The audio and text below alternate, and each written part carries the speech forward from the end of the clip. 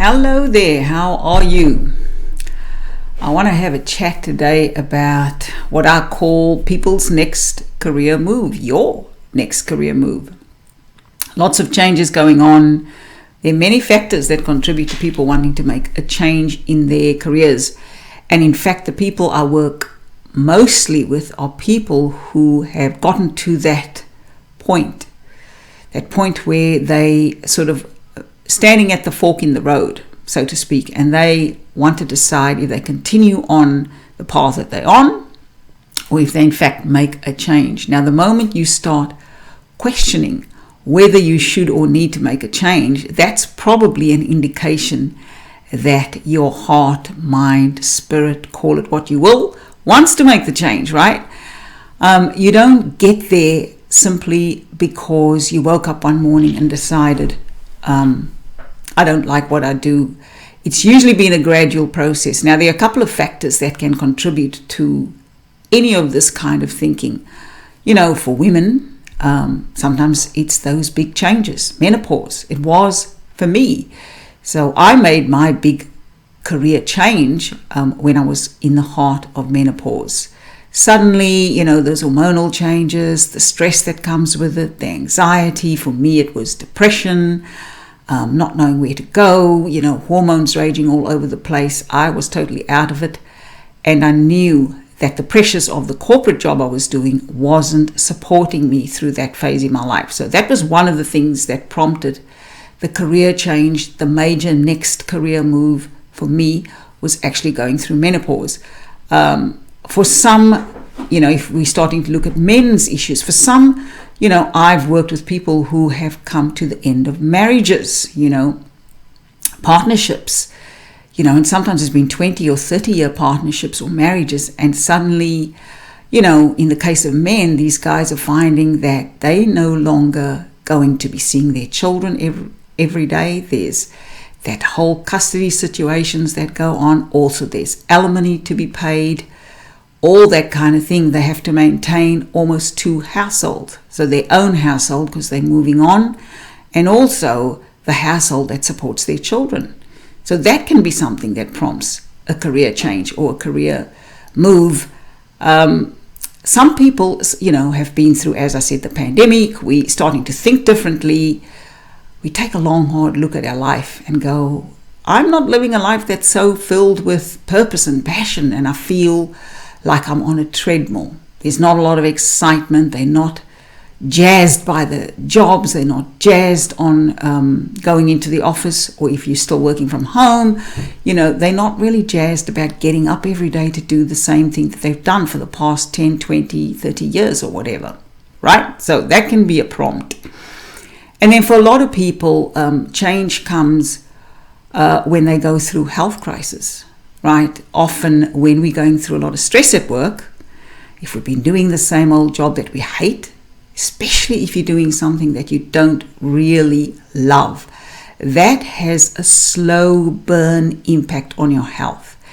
And there often does come that time where you go, you know what? I've had it. My health is suffering.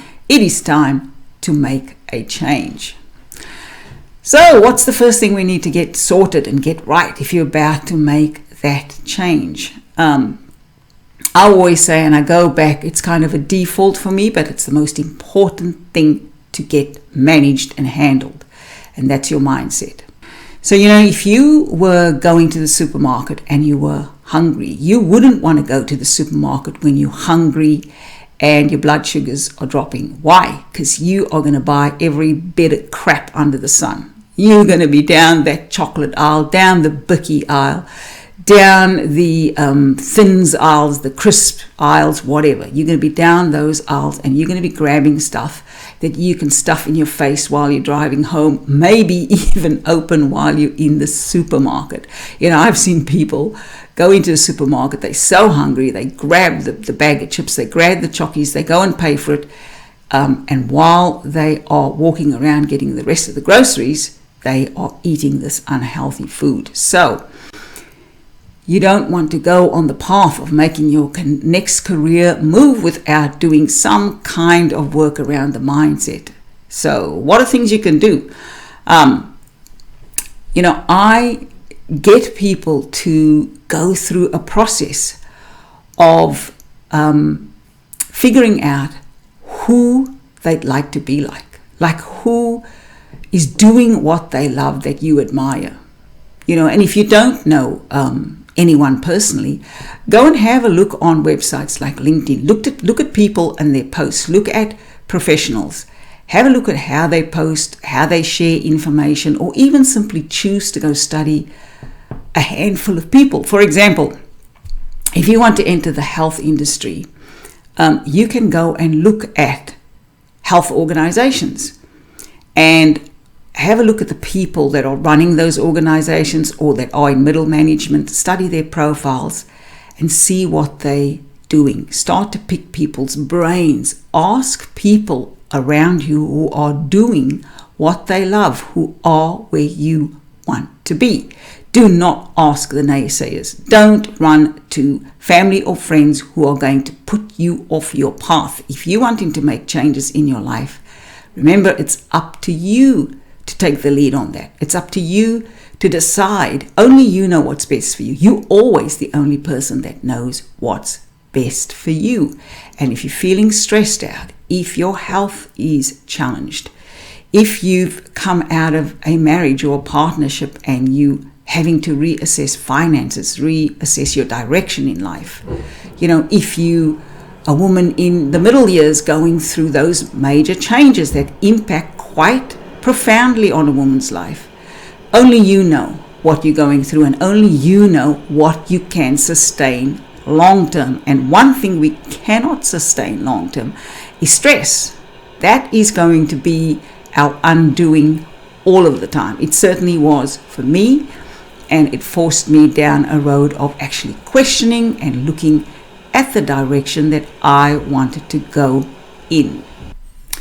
Then the other thing I want you to consider, and I take a lot of my clients through this when we're starting to shape, their stories around their careers, is I get people to look at what they've loved doing in the past. So my question to you is, what have you loved doing in the past? Take a trip down memory lane. Have a look at the things that really excited you. And it may be little things. It may not be anything profound. So for me, it was writing. Writing has always been a constant companion, as I say. The other thing I really enjoyed doing earlier in my life was volunteering. So, I volunteered at homeless shelters. My heartstrings were always pulled by things like that. And so I went and volunteered. I loved working with children. So I volunteered in my teen years, I think, as a support person for disabled kids, right? I don't know what your thing is that you absolutely love doing in the past. It could be anything. You could be someone who liked taking apart computer things or radios, or liked working with your hands. Maybe it was arts and crafts. Maybe it was, styling your friend's hair. Maybe it was creating, dresses or little bits of clothes from materials. Or, when I was growing up, I had an uncle who had Down syndrome. The thing that he really loved doing, and the way he was able to express himself in the world, was he would cut out patterns from newspapers, and he would use bits of plastic, put it together and make clothes, and I always had to be his model, So I don't know what your thing is that you absolutely enjoy doing, that you would do simply for the love of it. Make a list of the stuff that you would do for the love of it. It's kind of like author Stephen King says, he gets to do something that he would gladly do for nothing. Now, he gets paid millions of dollars. We all know that Stephen King is one of the most successful authors in the world. But he loves writing so much that he said he would happily do it. It's the kind of job he always dreamed of doing, and he would do it for nothing, even if he didn't earn a dime. So that's kind of where you need to dig. What is the something that you would do even if you never got paid for it? And there's a reason I want you to delve into that, is because sometimes when you dig deep enough, you'll find various pathways you can go that will have you use that love of that particular thing, and perhaps in a way that you've never thought of before, that can take you down a road that's completely fulfilling, that you can in fact get paid for. Okay, then the next thing you want to look as the common threads. What are the common threads in the things you love to do? Because truthfully, we love to do more than one thing, right? What's the common threads in the different things you like doing? So if I use my example, I love writing, always have since I was a kid. And the other thing is love helping people, right? That's why I was volunteering and doing those things in the earlier years of my life, and even in, the later years, volunteering where I could offer services, help. For me, it's about helping in the community and writing. And so the common thread was helping people and writing. And that's how I actually came to do my resume writing, career coaching work, because I get to write. If I'm helping people put their profiles together, their career profiles, it involves writing. It involves putting words together. It involves telling professional stories. So I get to tell stories. Writing and storytelling has been a part of my life since I was a kid. And then, of course, the helping side of it is helping people get what they want. So I do that obviously through the coaching. And so what are your common threads? What are the skills that you could... So, for example, if you love cooking and you like styling, what are the things you could do? The common threads of those. Styling, right? You could do food styling. You could be that person that knows how to do great presentations, or that helps chefs and people who have food blogs and so on. You could be the food stylist or things like that. That's just an example, right? But that's what I want you to think about. The common threads that have you figure out how you can start looking at creating a new and different career. There's always a way, and there's always more than one love that we have, and we all have more than at least 10 great skills. So how can you combine it? Those are things that you want to start considering, thinking about. Let it bubble around in your head, because they are all things that's going to help and work towards you making your next career move or your career transition, if you're one of those people that want to make a big career change. The other thing I want you to consider when you're about to make a career change is look at the difference between a hobby and something you could get paid for, right? Because sometimes I have worked with people who they so hell-bent on making that change, on getting out of something that they don't like doing, right? And so they don't think it through. They go ahead, quit their job, go down the path of perhaps starting their own business or getting into something that may not pay as well, whatever it may be. And then months or a year or 2 years down the track, they find themselves back at the mercy of the corporate door or wherever they've left, right? Because they can't sustain the bills. They've become bored. It didn't turn out like they thought it would be. It wasn't as glamorous. It involved a little bit of persistence, grit, grunt, hard work, and they got uncomfortable. So they end up giving up the passion, giving up the dream, giving up what I call the heart work. The heart work. They give up the heart work because it either doesn't pay enough, or they become bored with it, or they haven't applied enough grit and grunt to actually see it through, because big changes, when you make it, it does involve challenge. Every change involves challenge, especially career changes. So I encourage people to have a think about things, and maybe you do a slow transition, right? So maybe if you want to do a completely different career, you find a way to do it on a volunteer basis.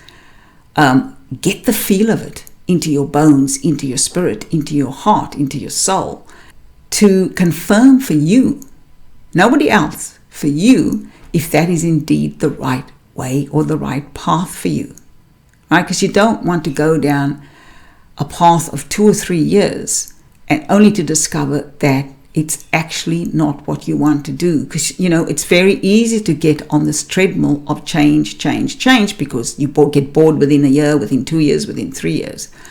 In the long run, that's not going to look good for you, not on your resume, or even if you're wanting to go into partnership or working with other people to establish a business that you might love. If you don't have consistency, if you don't show grit and grunt, that's not going to bode well for you. People aren't going to feel comfortable that you've got the staying power. Everybody wants you to have staying power, guts to get the glory. You need to have the guts to get the glory, right? So find out, determine if you can actually make a living from what you want to do, if it's indeed going into a business of your own, or if you might need to consider bringing that heart work or that passion work into your life at a slower pace, at a part-time basis, volunteering perhaps in that area. So for me, I always wanted to do resume writing and career coaching, but I was raising a daughter on my own. I was a single mom. There was financial obligations. I also had a lot of debt to clear when I first started out as a mom, because my relationship ended when I was pregnant with my daughter, and so I had to start from scratch. I had to clear debt. There was so much mess going on in my life, and it took a while for me to clear all that mess, to clean up that mess, before I could step on the roads to success. My mess did eventually lead to my success, right? But it took a little minute. And so I entered the world of resume writing, coaching on a part-time basis. I did it on the side while I was full-time in corporate. It was exhausting, let me say that. It was exhausting, but it was also fulfilling. I got to do a lot of what I loved alongside of what I had to do to get myself out of the challenges that I found myself in. Okay, so that's why I want you to consider, are you heading down the road of a hobby, or are you actually going to create something profitable? And if it is profitable that you're heading down, you want to change your career, change your life, have you got the guts to get the glory? Have you got the persistence? Have you got the resources? Right? You need to have money, so make sure this, I always say, have some money, 6 months or 12 months worth of savings to explore a little bit, and best to explore as a side gig while you figure out if it's the right thing for you. And then the other thing you need to consider, right, is you need to ask yourself this honest question. What are you afraid of? You also need to understand that you're going to be scared. When you make these changes, it is frightening. None of us have a clear path. We don't know what's going to happen. We don't know if the road that we attempt to go down is actually going to work out. The other thing you need to be aware of that you're definitely going to be scared of is other people's opinions. They're going to come at you hard and fast, especially if you're in a very high-paying, successful role. You might be earning all the big bucks in the world, but you're not fulfilled, and you're not fulfilled, and you need to make changes. Or you could be in a situation like mine, where I was going through adverse side effects of menopause. All of the icky symptoms that come with that period of a woman's life, I experienced. It caused incredible stress in my life. It impacted my health in major ways. And so I knew I had to make a change. I knew that I couldn't go forward doing a high-paying corporate, high-pressured, high-stress corporate role that was also impacting on my stress levels.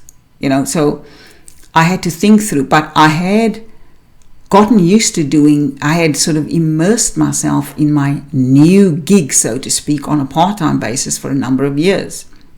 I'd also saved money so that there was, the rainy day bank account was looking good for me to be able to make that change. And I had wonderful support from our partner. I did get lots of opinions. cautions, words of wisdom, so to speak, from well-meaning friends and family who thought I was crazy to give up the career that I had, especially the money that I was making, to branch out into a business of my own, right? But so you need to understand that you're going to go through that. You're going to encounter those oppositions, and it's probably going to scare you because it's difficult to step out on a limb on your own, right? But it's your life. This is your life. This is not a dress rehearsal. It is your life. And one of the fastest ways you turn discontentment and unhappiness around is to actually take steps in pursuit of your life. Not someone else's, not your partner's, not your parents', not your children's, but your life. You deserve to live your life on your terms, doing as much as you possibly can the things that bring you joy. And remember, it's not an all or nothing deal. You can take your time about this. You can make slow and gradual changes. As I said, my now full-time gig was once a very small side gig that I did for a couple of hours each week alongside my corporate job. And I did it because it brought me joy, because I wanted to know that I could have something that was just for me, something that I simply love doing. And so I did it on a very part-time basis, few hours a week, but it gradually morphed into a full-time business. And when I was ready to kick the corporate life, as I said, prompted by that very challenging time through menopause, for me, that was my big change. I don't know what your big change is going to be. But when I was ready to make that change, I could do it comfortably. Nothing is ever an all or nothing thing. There is such a thing as good stress, the kind of stress that has you just edgy enough to want to make some changes in your life. You don't want to be in a situation where you are so stressed that you can't sleep, that your health is being impacted. All of these things are happening to you. Make sure life is happening for you, that your life is happening for you. So a little bit of stress is not too bad, because it's often the thing that motivates us. But if you're on a road of bad stress, I call, where, literally everything's being impacted by stress, you need to consider the changes. You need to take stock of your life, and you need to look at the direction that you want to go that's going to bring you the least stress and the most joy, right? Those are things that's important to consider. And so, today it was really about wanting to remind you that you're in control of your life, you're in control of your career. Now we spend, at least, half of our waking time, well, more than half of our waking time in our careers, in our jobs. It may as well be time that's joyful, time that's well spent, time that's purposeful, time that's fulfilling. So really, really important to consider some of these. I wish you well in your journey of transition, in your journeys of change, whatever's prompting your change. I wish you well, and I encourage you to find the people who are where you want to be and start picking their brains and asking them how they made their transitions to go and live the lives and to experience the careers that has them be fulfilled most of the time. We don't get all of the time. None of us ever get 100% of pure joy, pure happiness, pure fulfillment. Life would be boring if that was the case. Growth is about working through the muddy and the murky. And so I encourage you on your journey of working through the muddy and the murky to go find your heart work and your passions and your fulfillment. Have a great day, everyone. Bye for now.